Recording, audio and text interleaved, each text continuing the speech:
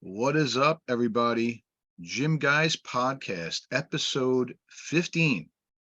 And before I introduce our next guest, I want to give you a little bit of background. We're honored to have him. We've watched him on other podcasts, and he was gracious enough to donate some time and repeat his story, or maybe even elaborate even further on his previous stories.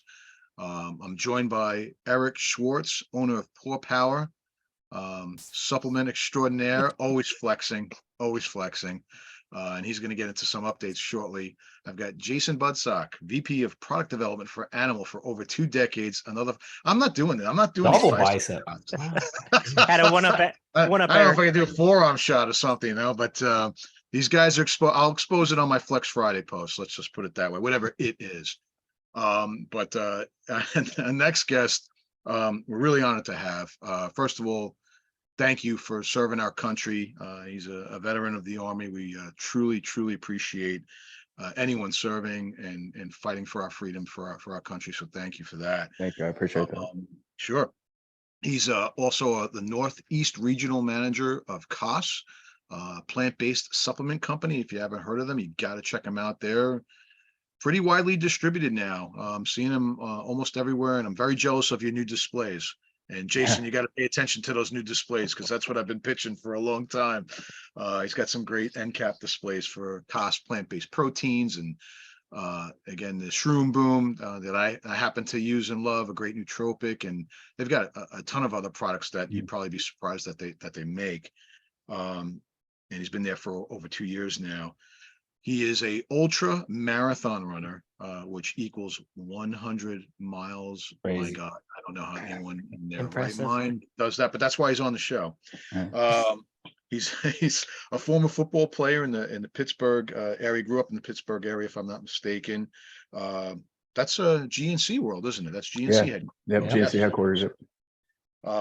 He got to train at the headquarters of the Animal Pack Gym over in Brunswick, Jersey. I'm very jealous. Him and I were setting it up, but he wound up working out with Jay.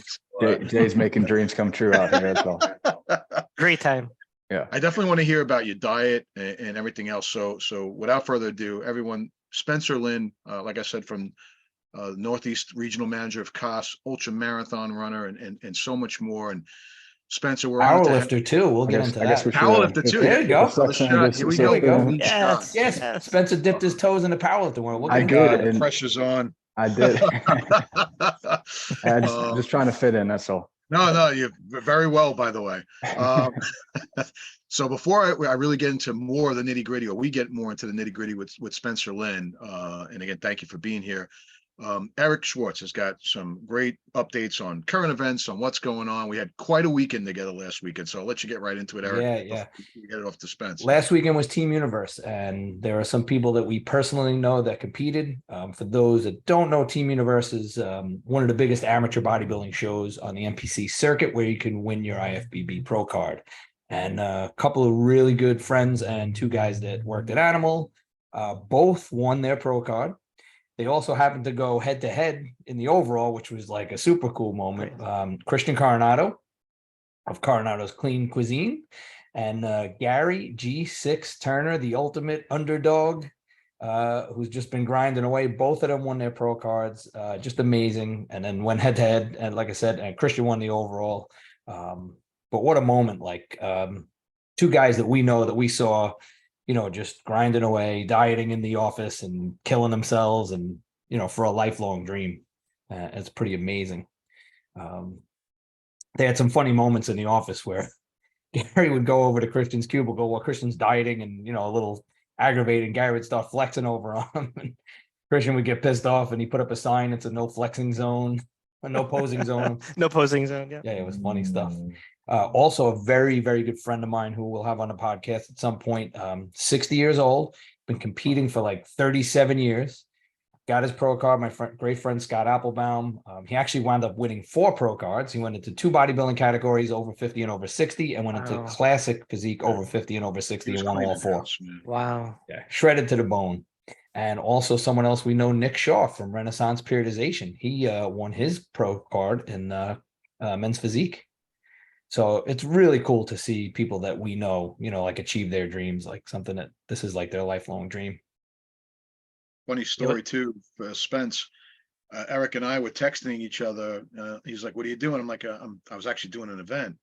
He's like, get your ass over here at the show. I look at my GPS and I'm like 55 minutes away from it. It's literally starts at like 6 o'clock and 5 o'clock. I made it on time. I was so grateful that I did because he was coming from Long Island to New Jersey, which is not an easy Jersey ride. traffic. Yeah, Jersey traffic's no joke either. And wow, that's but if it's difficult, it's worth doing. So yeah, of course. Yeah. So I was and you got to witness history, man. That's awesome. I did. Congratulations to everyone, man. We're super proud of you. It was unbelievable. Definitely got me extra motivated. Wow. Yeah. A couple of other things that are new. Not that we all need another one, but there's a brand new social media app. I don't know if you guys jumped on it yet, but it's Instagram's version of Twitter. It's called Threads. I don't know if it's going to be a big thing, but a lot of people jumped on it, like millions jumped on it right away. Looks just like Twitter, feels like Twitter. I guess they wanted you to be familiar with it. I don't know. Did you guys jump on it yet or what?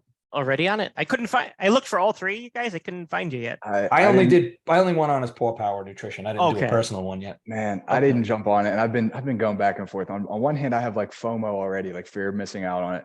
Then on the other hand, I'm like, man, I got so much stuff going on. I have between Twitter, LinkedIn, Facebook, and Instagram. I think I'm good. It's a lot. It is. It's so hard to keep up. I'm not even on TikTok. I don't think I'm going to do the Threads thing. It's just at some point, I think it becomes too much. I don't need any more digital stuff to carry around. Yeah. No, I hear you. It can become overwhelming.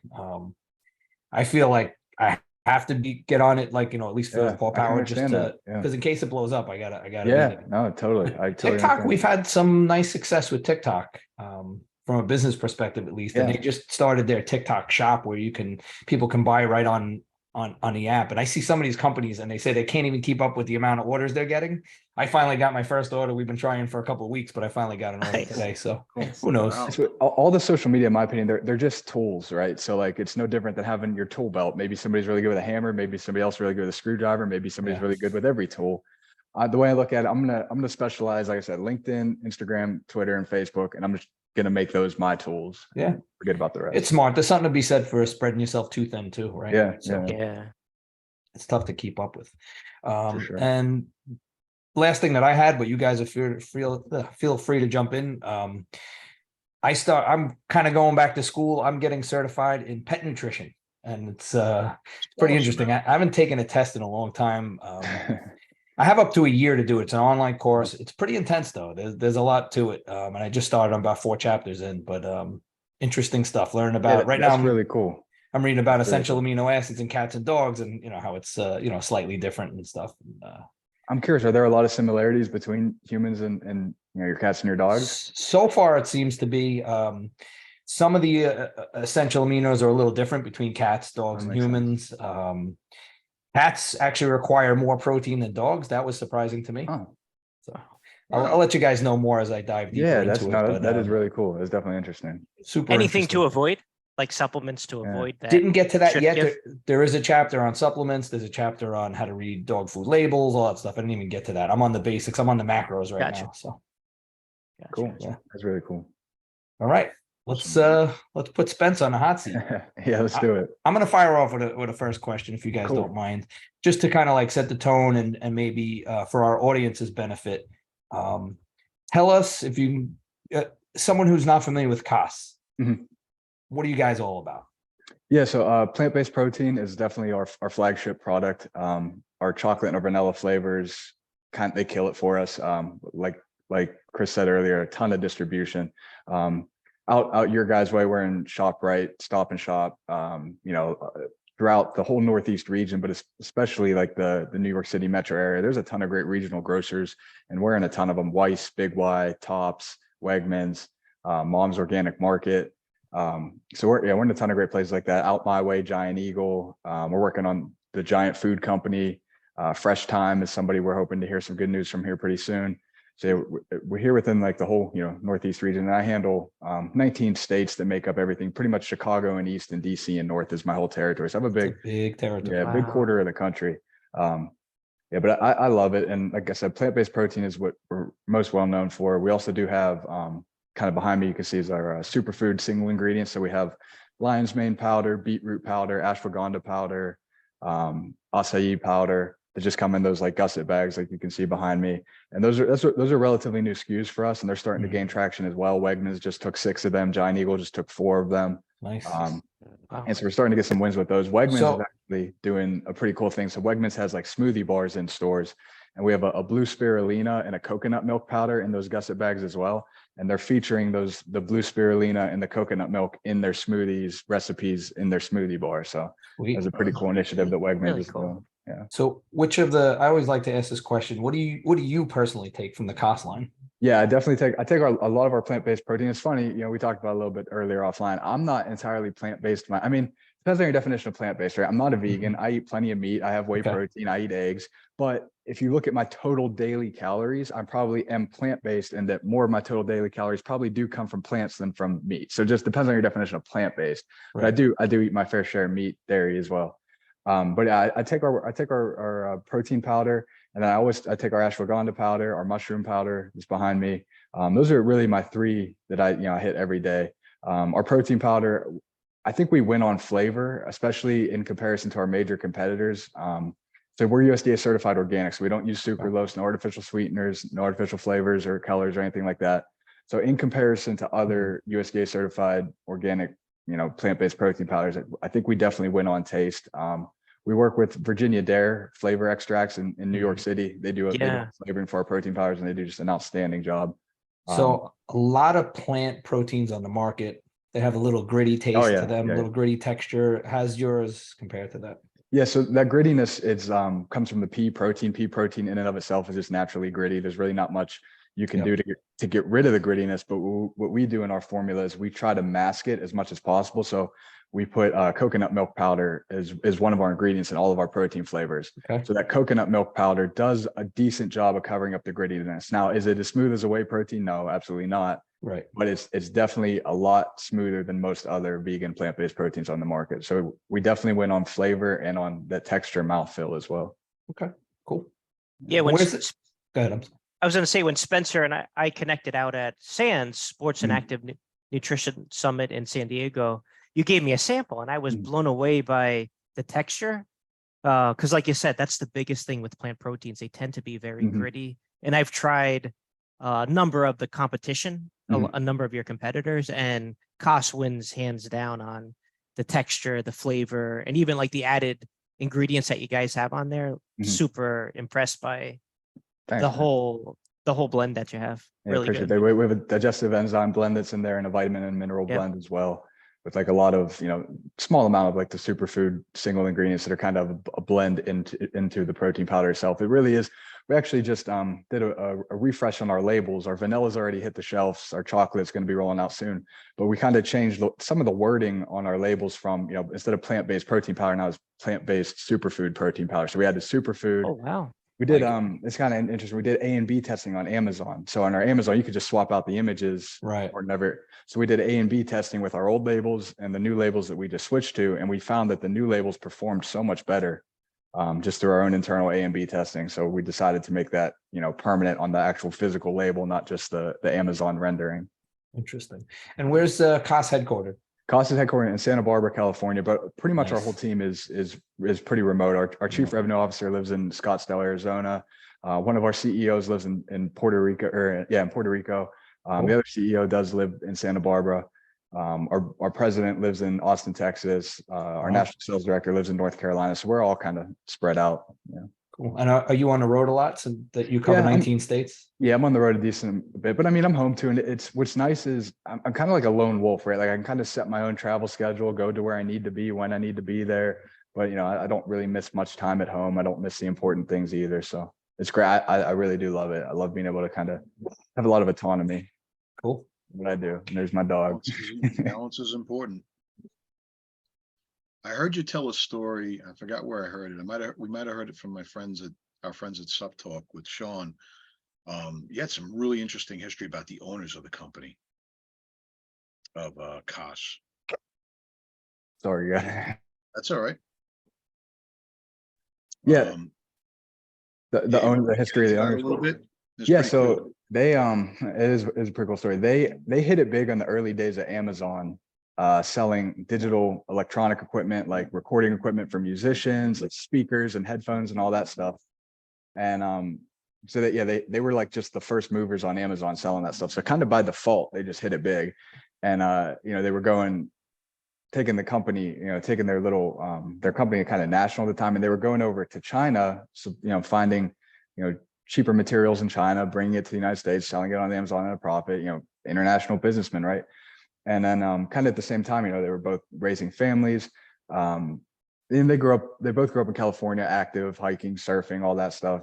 So in good shape when they were growing up, but then just in pursuit of these, business opportunities and raising their families, they kind of let themselves go physically. Got to the point where they're both pretty unhealthy. And then there was also a third partner in this as well. And he passed away at a relatively young age from a completely preventable heart disease that was kind of due to the lack of physical activity and not taking care of himself in pursuit of these business goals. And that was kind of the wake up call that the other two needed to, snap back into it and get their lives back in shape, to start working out again, start eating healthier again. But they were still on the go, raising families, very active in their business pursuits. And they couldn't find any, supplements that they enjoyed taking that, met their criteria of being, certified organic, generally mostly plant-based, and also tasting good and kind of like resonating with them and their families. And thus they use their business acumen and their connections and their knowledge of Amazon to kind of get costs rolling. That's kind of the history of the company. Cool. Love hearing the background on that stuff. Yes, Yeah. I did too. Yeah. That's super cool, man. So Spence, you've done an ultra marathon. I've done 3 ultra marathons. Wow. So technically, if you want to get technical about it, an ultra marathon is just anything that's more than a marathon. So anything that's more than 26. I thought it only meant. I thought it meant 100-mile race. No, so technically anything more than 26.2 is an ultra marathon. So I've done 3 marathons and I've done 3 ultra marathons. One was a 37 miler, one was a 50 miler, and one was the 100 miler. Wow. I can't fathom running 100 miles. Yeah. Like, how did you get into that, Spencer? So I think where it started. So I grew up playing sports my whole life. Took a love to football. Football was my sport, my passion. I actually went on to play in college. After college, I had a tryout with a team in the Canadian Football League. That didn't quite work out either. And then I went over and played in Germany for a year professionally. So if you guys remember NFL Europe. Yeah. If Who'd you play for? NFL Europe, so NFL Europe folded in like 2007, but like the remnants of it are still there. There's still like a niche following of American football over in Germany. Wow. What team did you play for? I played for a team called the Osnabrück Tigers, a city in northern Germany. And so it was a great experience. Played for them for a year. Got to travel. Wow. I think I made it to like 15 different countries while I was over there, just because you hop on a train for 2-3 hours here in the next country. We went. Me and Jay been to Germany a few times for FIBO. I was actually, when I was over there, I went to FIBO. It was just during the same time, so I got hopped on a train to Cologne, went to FIBO, so that was cool. So I played over there for a year, and believe it or not, I played linebacker. So I used to be a pretty big dude. I was almost 230 pounds at my heaviest. Wow. And right now I'm like 175, like on a good day. Wow. So yeah, I was 230 pounds. And then when I came back from playing football over there, that's kind of when I decided to join the Army. And then obviously, in the Army, it's nothing but running and rucking and push-ups and sit-ups and nothing but physical activity and, foot patrols and all that, just moving. So the weight just like melted off. I mean, I went from 230 down to like a lean, shredded, like 195 in no time. And then just kind of in that shift of physical fitness, I fell in love with endurance sports. So I took the same energy and love that I had for football, and it just kind of got driven into endurance sports. So that was kind of how I transitioned from strength power athlete to an endurance athlete. So Spencer, how do you train for a 100-mile race? Like, what did that look like? How many months did it take? Yeah. What was the breakdown for that? I signed up for it about 6 months out. And that's when I mean, I'd always kind of had that base level of endurance and even strength, just overall physical fitness. Always had that base level. Our strength coach in college, where I played football, he always said, live ready so you don't have to get ready. And that's kind of always the mentality I've had with everything physical fitness wise. Yeah. And so I did have that base level of endurance already. And then when I signed up for it, I was about 6 months out. And then you just, no different than really tapering up for a powerlifting meet and then tapering off those last couple of weeks. So I just, slightly increased my running mileage week by week. I think, at my peak, I was probably doing like 60 miles a week.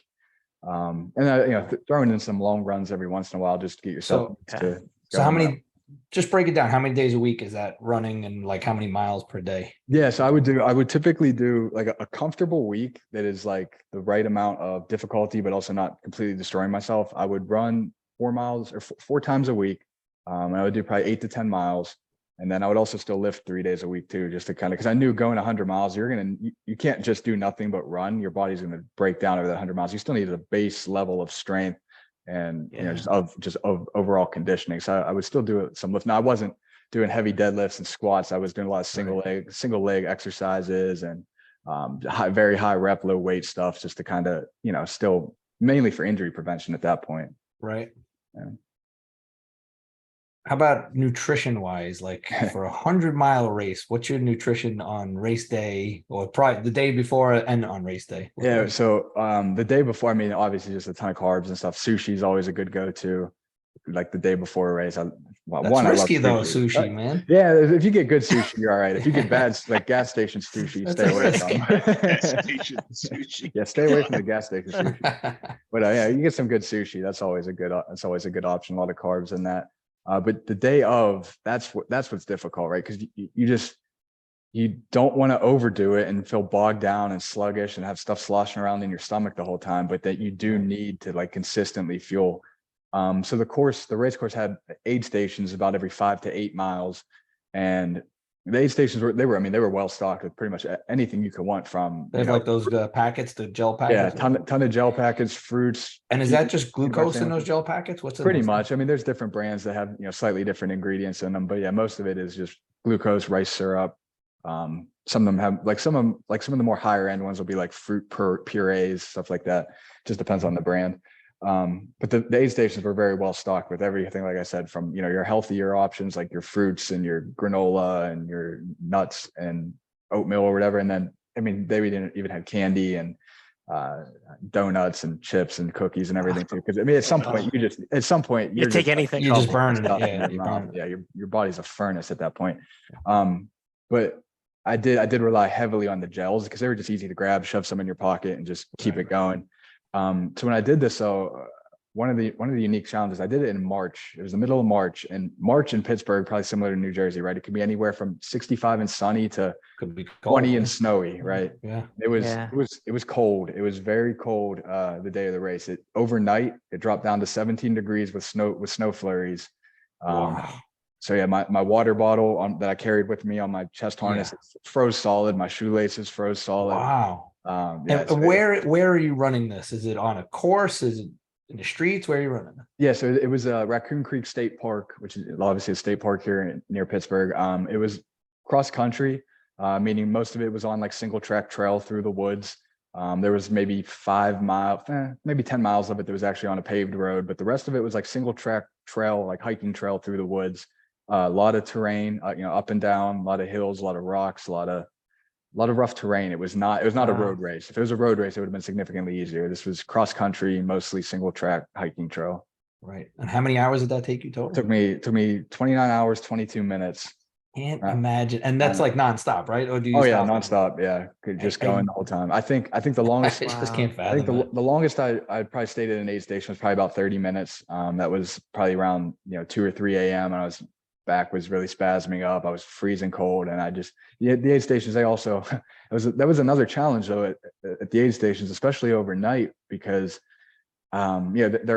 there's food, there's water, there's a heater, there's nice ladies taking care of you, so you don't want to leave, telling you to sit down. You don't want to get right, exactly. Yeah, I can imagine if you sit down, it's probably over, right? Right, exactly. So I was doing everything I can to trying to keep it like 5 minutes at an aid station to keep it moving. But at one of them, I sat down in a chair and my back was killing me. I was freezing cold. My hands were numb.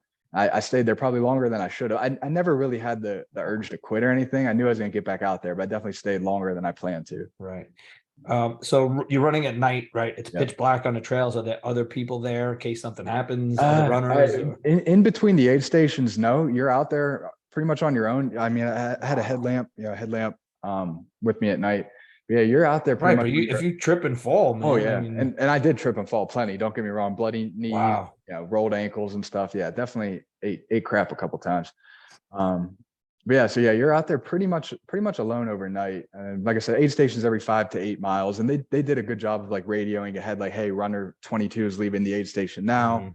and then letting the next aid station know, hey, to expect somebody in 2 hours or whatever. So they did a great job of keeping track of you for safety reasons and everything. But yeah, you are out there alone for the vast majority of it. And so I finished in 29 hours. I finished 5th overall. 47 people started. 46 people started the race, 17 finished.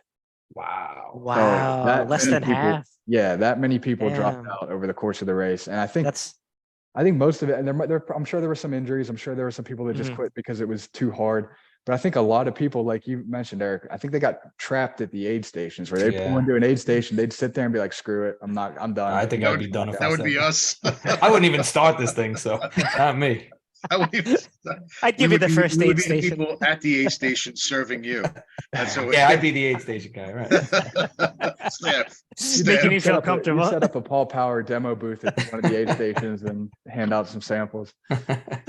So Exactly that. our friend Jason here is just starting his running journey. I So saw this. do you have We- any Jason, yeah, Jason, we talked about it a couple of times. And do you have I'm any excited tips for for it. him or anybody else just starting out? Listen, it's the same thing, the same mentality that you've applied to powerlifting, just apply it to running now. It's no different, right? The more you do it, the better you get at it. Have a plan. And I saw your plan that you put out on your Instagram. It looked great. So just, stick to that plan and then take the same mentality that you've applied to powerlifting in your own personal career. Just apply it to running. You'll be fine. 5K is nothing, man. It's 3 miles. It's I know. After talking about 100 miles, 5Ks, But I I gotta don't do mean I don't mean to say that it's easy, because I do like to say Yeah. everybody's running their own race, right? Your 5K is just as Yeah. important as my 100 You've told me miles. that before, and Yeah. I love that statement. Everyone's running Yeah. their own race, and Yep. that's a really good statement to Mm. help cheer everyone along. For as they sure. do it. And yeah, anytime somebody's doing anything related to health and fitness and wellness, just go do it. And I'm always supportive. I don't care. Like I said, if it's 50-year-old woman running her first 5K or me running a 100-miler, they're the same importance to me. Jay, any ambition on doing, I'm not saying an ultra marathon, but maybe something bigger than a 5K? Like, We'll start with a 5K. I like to set the goal attainable at first, and Yeah, of probably course. just that. Because for me, my goal would be to, I want to improve my cardiovascular output. Like that's really key for me. As I get older, I want to make sure that I keep up that side of things. But I also want to maintain good muscle mass. So it's like I think that's a good range for me would be like 5K, maybe at the most a 10K. But first step is to make sure that I do the 5K. You heard it here first. I'm gonna call it within the next 3 years. Jay will do a marathon. He's Wow. gonna catch the bug. That's He's gonna bold. catch the running bug the same way Interesting. I've caught the iron bug. well, I'm going to ask you about that. do a That's coming marathon. next. Okay. But Interesting. That's a good point, Spence. You're right. You Yeah. get addicted. It is. If you can get addicted to powerlifting, you can get addicted to running, and vice versa. So yeah. I like that. the owner of Universal Nutrition is a marathon runner. He's run Oh, yeah? several. Yeah, he's run several. Cool. Very cool. So But you go ahead. mentioned, or maybe Eric, you were going to ask this about getting addicted to the iron yeah, bug. I was going in. I was going to kind of segue into that Go. to see how that's going for you, because I know you Yeah. competed. What was it, a month and a half ago? It was well back at the beginning of June. Yeah, the WRPF Iron City Open. I had a buddy that I played football with in college, and he's an actual power lifter. He's 300 plus pounds, and I think he squatted 722 that day, and he deadlifted like 650 and benched like, I don't know, 490 or something crazy. So he's an actual power lifter. But he kind of talked me into it. He was like, hey, just come check. And it was cool. It was outdoors, right in the middle of the city. Really cool venue, really cool atmosphere. I mean, heavy metal blasting, everybody screaming and lifting and cheering each other on. It was a really, really freaking cool environment. And I definitely enjoyed it a lot. My numbers weren't anything special. And I was the only one in my class, so I kind of won by default. Okay. But yeah. Everybody starts somewhere. Like you said, Yeah. everybody's running their own race. Yeah, but it was a lot of fun. Just the atmosphere was really cool. And back when I was playing football, I was a meathead. I mean, my numbers back when I was playing football would have been a lot more impressive. But yeah, so I at heart, I'm a meathead for sure. I mean, I got the animal shirt on, right? I think anybody who's ever touched a barbell seriously in their life has one of these shirts. But yeah, in my core, I'm definitely more of like a meathead gym bro than an endurance athlete. It's just, I don't know. I kind of think of myself like I'm like a dog, right? Like, oh, squirrel. Oh, new fitness challenge. I just I can't. If Yeah. I could focus on one thing for like a really long time, I'd probably get really good at it. Yeah.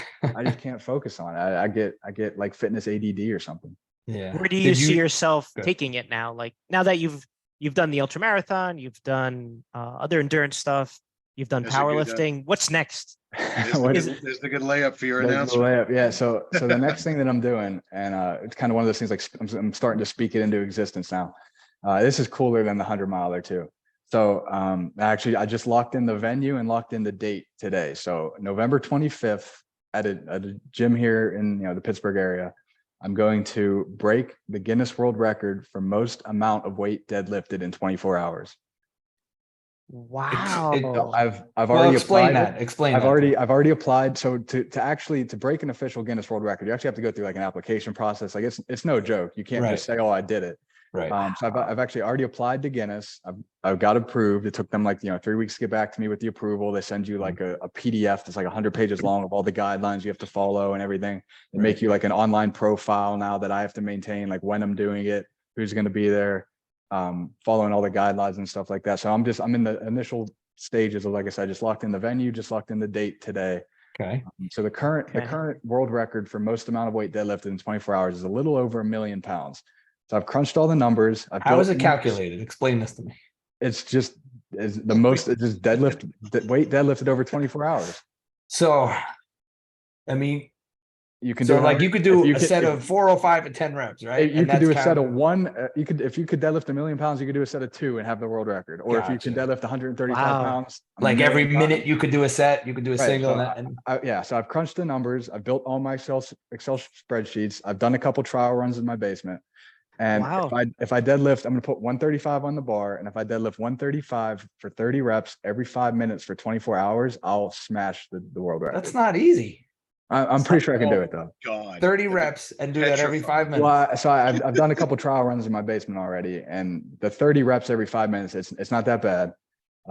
It's the furthest, I mean, the longest I've done it is a little bit over an hour. So I haven't started pushing the time yet, but an hour, I mean, all you guys can go put 135 on the bar, do 30 reps every 5 minutes right now. Yeah, but at some point I'm going to become fatigued pretty quickly. Right. But that's where I think having done 100-miler and already having that pretty high level of endurance built in, I think will play out nice in my favor. Interesting strategy. So is there somebody there from the Guinness Book of World Records? That's other part of the guidelines. So you literally have to pay like $10,000 to have like a representative from the Guinness Book of World Records. But there's other ways to do it, right? So I'm gonna, following the guidelines, right? I have to film it for 24 hours from 2 angles, an angle straight on and an angle from the side.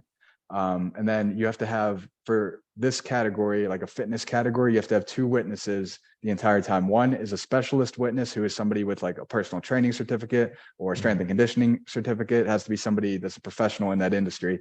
And then the other witness can be just anybody. And they can only work 4-hour shifts. So I'm going to have to, build a roster of witnesses to rotate through. And I'm working. If you feed me a Primanti Brothers sandwich, Yeah, I will come do it. Okay. All right. And he'll sponsor it with Paul Power. Yeah, you can set up a booth. Yeah.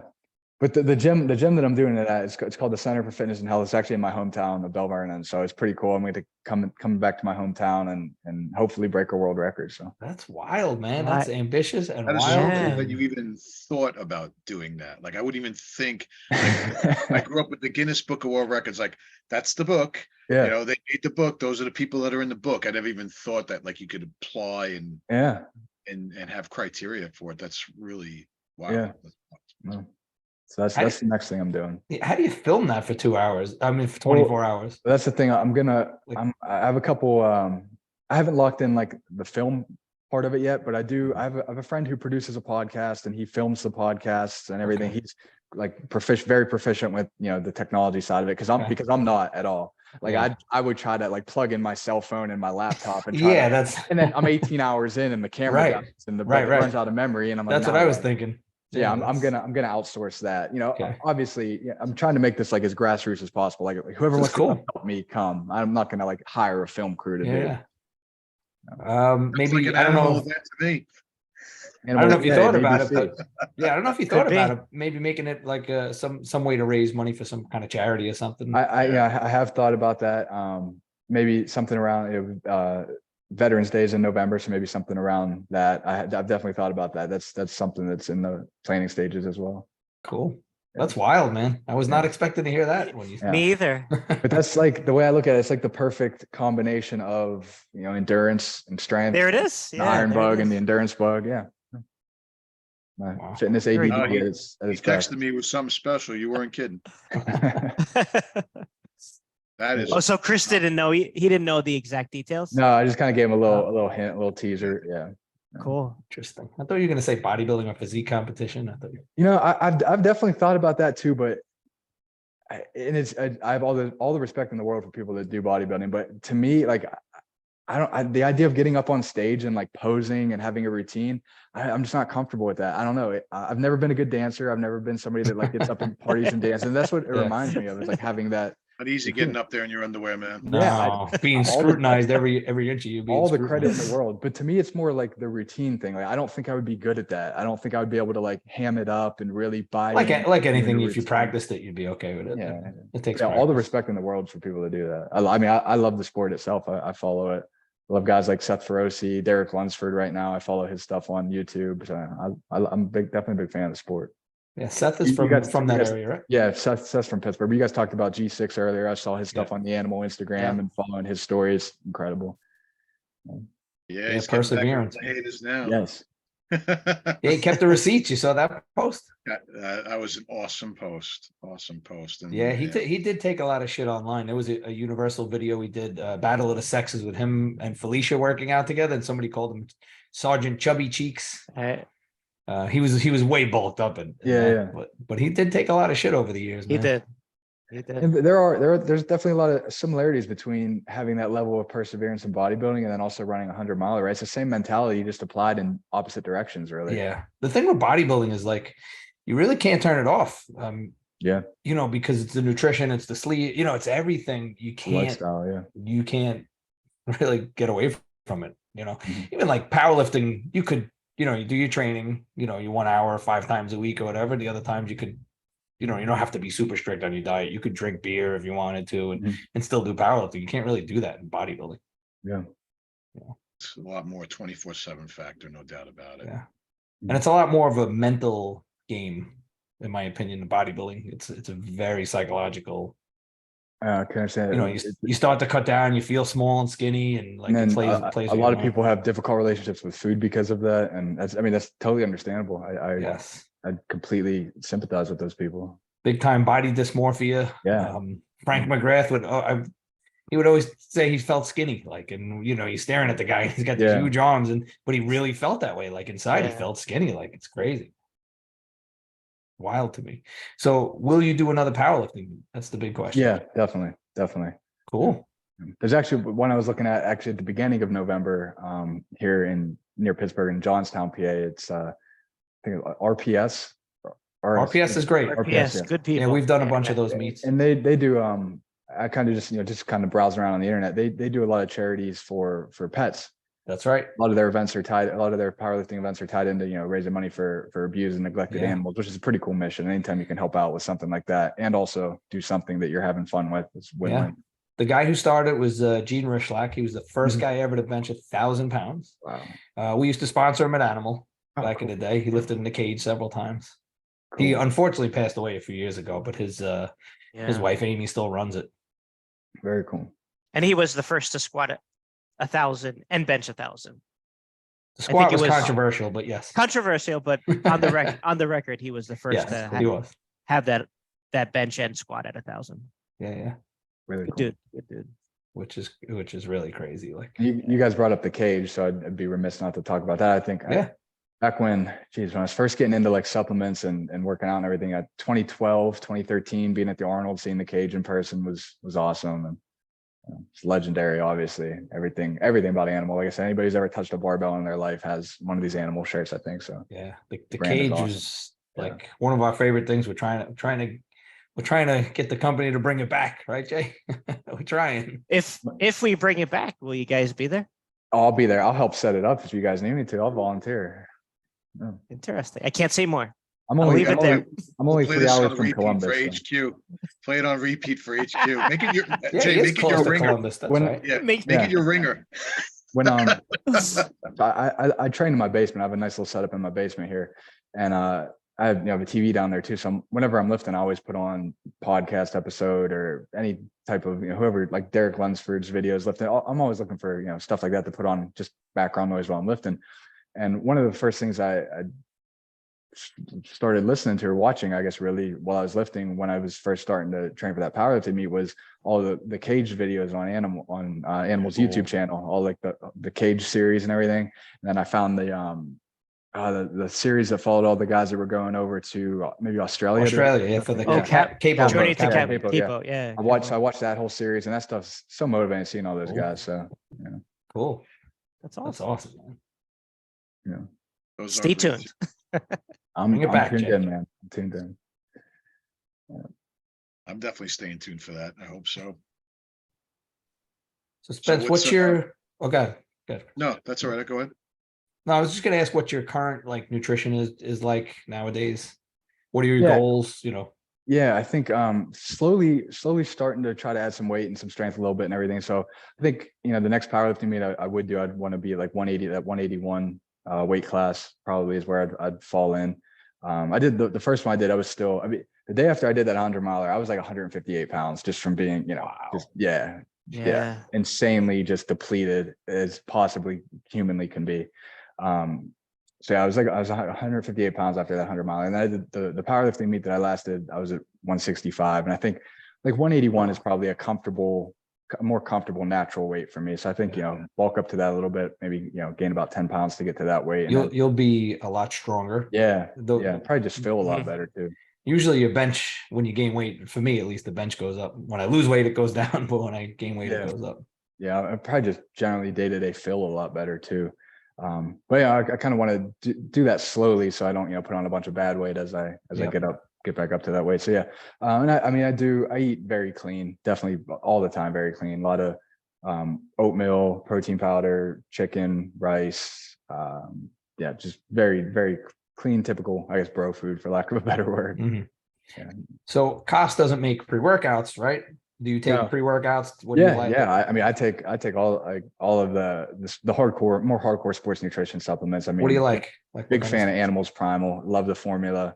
Nice. Yeah, completely loaded formula. You first use like 3D pump in there. You have teacrine from Compound Solutions. I used to work for Compound Solutions. So the teacrine. Oh, cool. There. Cool. Yeah. Full dose of beta alanine in there. So I love Animal Primal. I like VMI Sports. I like their pre-workout, that KXR. KXR hits good. Mm-hmm. Yeah.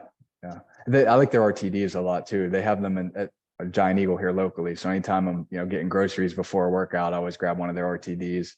The KXR. Tom and Frank did a good job with that. That's a great formula. Yeah, and they taste good too. The RTDs are really freaking good. Yeah, are you an energy drinker? Yeah, definitely a big energy drink guy. The Ghost Energies, they're nailing all the flavors, and the collabs are cool. But I like their regular flavors too. They did a great job with the Ghost Energy formula. Yeah. I like the neurofactor in it is a cool addition. The L-carnitine, L-tartrate for sure. And that they're like one of the only ones that gives you the actual dosages. Right, the actual dosages, and then not just like sprinkled in some BCAAs and some creatine and calling it like a pre-workout energy drink or whatever. Right. Right.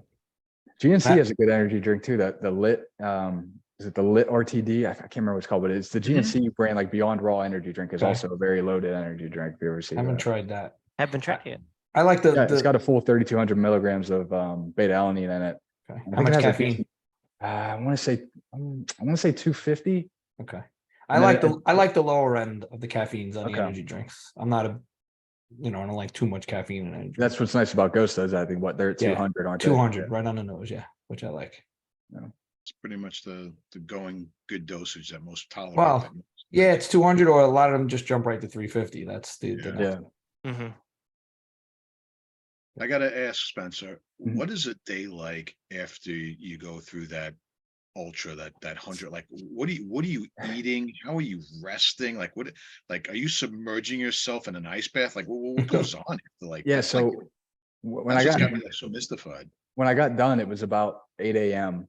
So I ran from, I think it started the next day. Yeah, I think it started at like 5 a.m. on a Saturday, and I finished around 8, 9 a.m. whatever on Sunday. So Wow. like, yeah, my dad. So first of all, shout out to my dad who he crewed me for the race, right? Like he would meet me at an aid station, get in his truck, drive to head to a couple aid stations ahead. That's So he was Wow. pretty much around the clock. He crewed me. I mean, he went and took a couple hour nap overnight, but other than that, I mean, he was with me through the whole thing. Definitely would not have been able to do it without him. But when I finished, hung out around the finish line for a little bit, sat down for about 20 minutes, and then my whole body locked up, and I was like, Dad, we need to go home, or else you're gonna have to carry me to the truck. So I was still able to get up and hobble on over to his truck, and then when I got in the truck, I fell asleep before we even left the state park. We were Wow. driving out. It was maybe a 5 to 10 minute drive out of the state park back to the Yeah. highway. I was knocked out before we even left the park. So I think I slept the whole way home. He dropped me off. It was about an hour drive from there to my house. He dropped me off at my house, and my wife was here inside the house. And I think we called her, and we were like, "Hey, you got to come outside and help Spencer get inside." Yeah, I couldn't even get out of I could hardly get out of my dad's truck. I'm crawling into the garage, still wearing the clothes that I wore during the race, covered in mud, covered in sweat, smelling Wow. terrible. Do you even take a shower at that point? Were you I- able to it- take a shower? It took me probably 20 minutes to strip off all my clothes. And at this point, my legs are just locked up, Yeah. shaking, trembling, locked up. I just did a max set of reps of squats. My legs are just jello and locking up on me. And it probably took me 20 minutes to strip off my clothes, probably another 10 minutes to hobble through my house up the stairs to the shower. And when I got in the shower, fortunately, we have a shower that has seats in it. So I just sat down, let the I just sat down and just let the water rush over me. My wife helped me get into bed and everything. And I think, I don't know, I laid there for a while before I even tried to eat. I had no appetite whatsoever, at all, zero appetite for even probably 2 or 3 days until my appetite returned to normal. I was waking up in the middle of the night with cold sweats for the next 2 or 3 days. And my body, my central nervous system was like, what the heck just happened? There was definitely a period, probably a 3-day period where my body was wrecked pretty hard. I didn't do anything that Sunday, and then that following Monday, I mean, I worked. I had to work on Monday. Wow. Fortunately, Wow. I worked from home. I just had some calls and some meetings and everything that I was able to do virtually. But then that Monday night, I did go down in our basement, get on the spin bike for about 30 minutes just to get some blood flowing. Yeah, I wasn't. That's the weird thing, is I wasn't sore. My muscles weren't sore. My joints weren't even that sore. My central nervous system was just shot. I was just exhausted. Like I said, no appetite, trouble sleeping. Kind of just felt cold and achy. I almost felt like I had the flu, really. Yeah. That's kind of the best way to put it. My muscles and joints weren't sore or anything. It was just kind of felt like flu-like. Yeah. Wow. Did you take any liquid drinks, any liquid supplements to help you I mean, rehydrate? I was taking a lot recover? hydration powder and stuff like that. Just the 0-calorie Gatorade, throwing in extra hydration salts and stuff that I had around the house. But yeah, I mean, I don't know. I wasn't doing anything super crazy. Just pretty much just trying to get back to normal as quick as possible was really what I was trying to do. Yeah. Wow. Yeah, that sounds about what I was imagining. What's the central nervous system Yeah, after, and that's how what was shot. up Yeah. are you after that? Are you on a high, a runner's high, where you just can't even decompress and calm down, right? It's there's so many different things that could happen to it, someone's body and mentally from that. So Yeah. yeah, I did. I was Probably 3 years ago now, I did an Ironman triathlon, which is That's wild. I did 2.4 mile swim, Bike 112 mile bike, and then the 26.2 mile run. You have to finish it in less than 17 hours for it to be official. I did that also in about 12 hours. So Wow. the 100 miler was way tougher. I was literally almost completely fine after the Ironman. I didn't really need to recover, wasn't sore, wasn't really banged up. My central nervous system was all right. But after the 100-miler, I was significantly more banged up for sure. Where was that Ironman? Panama City Beach, Florida. So that's actually a pretty cool story too. So I actually I did the Ironman and then proposed to my wife at the finish line. And You had enough energy left to propose, huh? Yeah. And the best part about that story is the ring, right? So I had this plan. to do that, at the Ironman. She was so supportive through all my training for the Ironman, with me through my time in the military and everything. And I knew she was the one, but so I had this planned well in advance. But what I was trying to what I was struggling with was figuring out what to do with the ring while I'm doing the Ironman. Yeah. My initial thought was I had the little runner's belt. I was going to put it in there, but I'm thinking there's so many variables, so many things could go wrong. Swimming, biking, running. So what I did was that morning I wrapped the ring in a little sliver of a paper towel, wrapped it up, shoved it in the back of my wallet, and I gave my wallet and my phone to my wife that morning and said, "Have these for me at the finish line, please. We'll go get a bite to eat or something." And so she carried the ring around her all day. Didn't even know. Wow. Would have sucked if she would have said no. I know. I know. It would have been horrible. That would have been rough. Did the Would have Ironman. ruined the whole race. Yeah. Also would have sucked if she would have found the ring and been like, "What is this?" Yeah. Just a time check, fellas. We got about 7 minutes. So. That's a great story. And I hear you're expecting, your wife's expecting soon. Yeah, baby boy Wow. due in September. He'll be our first. Congratulations, man. Wow. Yeah. That's big, man.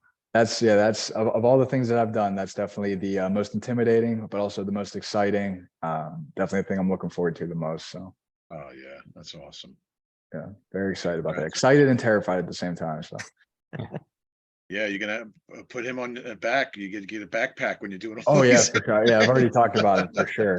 Definitely get like one of those I'm sure. rucksack baby That is carriers, take 'em cool. on hikes and stuff. Yeah, Oh my god, definitely excited about that. that's great, dude. You got some serious accomplishments. I mean, I can't even imagine doing that stuff. It's just Yeah, I always kind of want to say I grew up. Both of my grandfathers always had great stories, and that was kind of always my motivations. When I'm old, when I'm their age, I just want to have good stories to tell. I just want to be able to entertain my grandchildren with the stories of all the things I did in my life. So that's kind of always been one of my biggest motivations. Yeah, it's a hell of a resume, man. Thank you, guys. Thank you. phenomenal. Most of my stories are about other people, so those are the ones I share. You got a picture with Arnold though. That's like, I don't know, less than 1% of the population could probably claim that. Oh my god, yeah, that was a fun time. I shared my picture with Arnold that I took. You got to hang that up on the Yeah. wall behind you, because that is one of the most unique things. Like who can say they have a picture with Arnold? That's very rare.